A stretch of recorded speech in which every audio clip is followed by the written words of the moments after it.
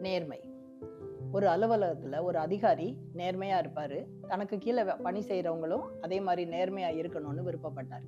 அப்பப்போ ஏதாவது சின்ன சின்ன சோதனைகள் வச்சு எல்லாருடைய நேர்மையும் அவர் சோதிச்சு பார்ப்பார். ஒரு தரம் சம்பளம் கொடுக்கும் பொழுது அந்த காலத்துல எல்லாம் கவர்ல வச்சுதான் கொடுப்பாங்க. ஒருத்தருக்கு 100 ரூபாய் அதிகமா வச்சுட்டாரு. அவருக்கு சந்தோஷம். அந்த 100 ரூபாய் அதிகமா இருந்தோடனே எடுத்துட்டு போயிட்டாரு அமைதியா வீட்டுக்கு. அடுத்த மாசம் 100 ரூபாய் குறையா வச்சாரு. அப்போ அவர் என்னுடைய சம்பள பணத்துல 100 ரூபாய் குறையுது அப்படின்னு சொல்லி கேட்டாரு.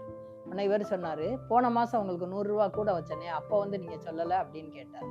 உடனே அதுக்கு அவர் சொன்னாரு, கை தவறுதலா வந்திருக்கும்னு நினைச்சேன் அப்படின்னு சொல்லி சொன்னாரு. நான் கை தவறுதலா வைக்கல, உங்களுடைய நேர்மையை சோதிக்கிறதுக்காக தான் அந்த மாதிரி செஞ்சேன்.